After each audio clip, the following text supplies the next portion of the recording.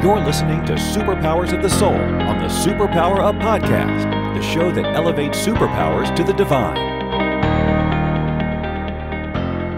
Hello, everyone, and welcome. I'm Jennifer Urezzio, superpower expert and founder of Soul Language. And this is Superpowers of the Soul. And I get to talk to Kelsey Abbott today. And we're talking about developing self-confidence. And I'm so excited to talk to her because she's just kicks ass. I can say ass because it's my podcast. So, Kelsey, how are you?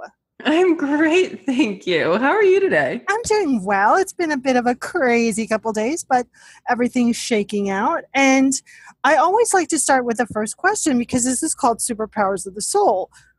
What's your superpower?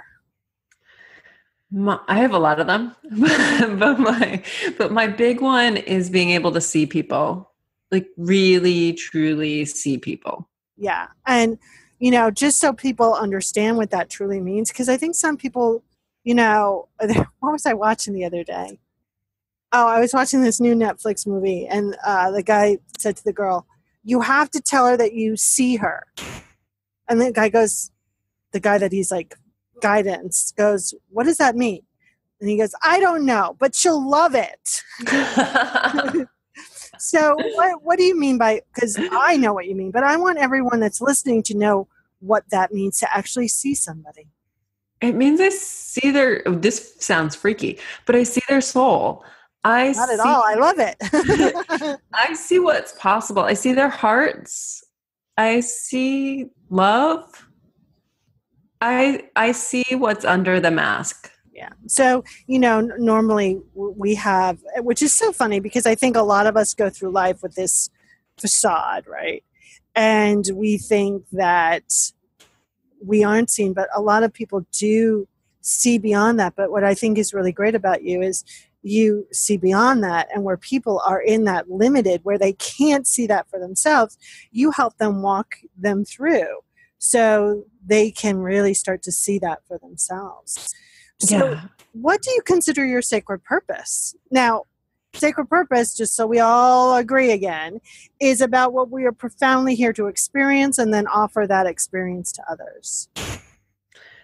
I am here to change the world, to help people love themselves, to help them see themselves. And to help encourage them to then change the world. Yeah. And that, of course, reflects in the work that you do because, I think when people start to really, and for me, when we're talking about seeing people, for me, that's understanding that I'm whole and complete and that you're whole and complete. And if I'm going to treat myself like I'm whole and complete, then I must treat you like you're whole and complete. And I think that that takes a lot of internal readjusting, and then it takes active, conscious participation. And I think that takes a lot of self-confidence, which we're going to talk about later on, and a lot of courage to do that. So how does this kind of changing the world, helping people see themselves and walking them through that process, how does that reflect back in the work that you do in the world? Well, so I believe that we all have within us this inner genius, inner brilliance, inner badass. I call it our awesome. It is completely unique to each one of us. And when I talk about seeing people, I see people's awesome. And it's under the mask. So as we get older, as we fumble our way through this life thing, we get told, you should do this. You should do this. You should do it this way. You should be normal. Do it like everyone else. Follow the rules. All these shoulds are just piled on top of us. And it becomes scary to go against those shoulds, so we follow them. And those become our masks, trying to fit in, trying to be the person that everyone else tells us we're supposed to be. I help people dig through that and find their awesome and truly step into it so that they're whole and complete on every level, because we are all whole and complete, and so few of us know that. I would agree with that.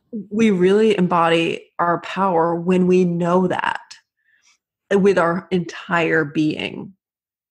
So I help people get to that place of true alignment. And that's where they become unstoppable. And that's where things are easy, as in filled with ease. Life throws us a bunch of curveballs.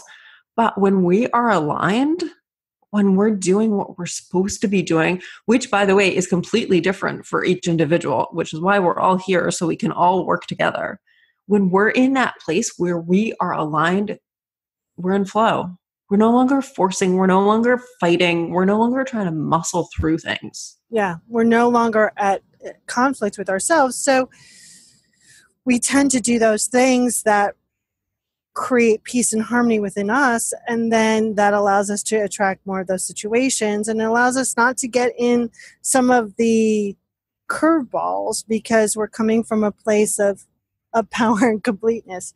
And everyone, you probably just heard Mushu, who's looking for treats because she doesn't feel whole and complete without them. But my God, she's like addicted to those things. So, what has been this common theme that your soul has shared with you? And that could be a common theme of goodness, and that also could be a common theme which is really what your ego has shared with you, right? So what's been this common theme that has driven your journey? Worth, self-worth. It's like worth, and we just need, that's it. We're done. You know what I mean? Yeah. That is such a powerful thing, and we talk about it with a lot of different individuals on this podcast, and I talk about it in all the stuff that I do. And I think that one of my favorite questions to ask people is, if you knew you were worthy, what would you say? What would you be? What would you do? Right? Because that changes the ball game. So how is this topic of worth, how is it displayed in your life and in your journey? Oh, goodness. So my inner critic used to tell me I wasn't worthy. I wasn't worthy of, anything. Like I wasn't good enough. I remember in grade school walking down the hall. I remember like the rhythm of my feet on the linoleum and matching it to my footsteps, matching the words, I hate myself, I hate myself, I hate myself. I've always been different, and I hated being different. All those shoulds were already, maybe I was 10, and all those shoulds had already piled on me so much that I just wanted to be like everyone else. I figured that would make me worthy. Yeah. Wow. That's really powerful. Yeah. Before we start to talk about the solution and developing self-confidence, let's give out your website so everyone knows how to get in touch with you and get more of you. My website is kelseyabbott.com. That's KelseyAbbott.com. Okay, everyone, I want you to stay tuned so you can understand how to develop self-confidence. Are you here to change the world? Do you talk about things like vibration, frequency, awakening, and consciousness? Are you pretty sure you have superpowers? The Superpower Net is unlike normal coaching programs and conscious communities. We provide training, intuitive guidance, peer-to-peer learning, intensive one-on-one coaching, and a high vibrational network of people just like you. When you join the net, you get 24/7 access to a collaborative group of people who support you as you master your personal power and unlock your superpowers. If you're ready to use your superpowers to change the world, then join the Superpower Net today. Visit superpowerexperts.com/thenet to learn more. Welcome back. I'm Jennifer Urezzio, and this is Superpower Expert, Superpowers of the Soul. And I'm with Kelsey Abbott today, and the topic is developing self-confidence. So, it's an obvious question, and I'm going to ask it. What is self-confidence? We hear about it, a lot. And I think that sometimes in those things that we hear so often, the definition can get lost, or how we view it can get lost. So when you talk about self-confidence, what are we talking about here? It's such a good question. And this is actually a tricky question. I think at the simplest level, self-confidence is self-love. I'm not in my head. You can't see me, but I'm not in my head. Yeah. So it's the courage to be ourselves. Note the courage, because it can be really freaking scary. to be ourselves, to be aligned, because we are all different. So to be our shiny, sparkly selves and let ourselves be shiny and sparkly and totally different, to let us be surrounded by rainbows and whatever else and frolic majestically, that's scary. And that requires confidence. Yeah. And I would add something. I would add the courage to be ourselves consciously and gracefully. Yes. I was myself in corporate America, but I had to do it in a style that was like, screw you, right? Like, I don't have to do that anymore. And I think that's a real development of self-confidence and self-love, where I can just be like, this is me. Like, I'm going to love you no matter what. I might not like you, but I'm going to love you. Right. And if I'm not your kind of cup of tea, that's okay. We can part ways, but I'm not going to change or morph myself because I want you to love. Your love is more important than my own fulfillment and my own love and my own kind of internal compass. Yes. So how do people start to develop it? Like, there's so many different degrees and there's so many, there's so many different crayons in the box, but what are some like down and dirty things that people can do to start developing self-confidence?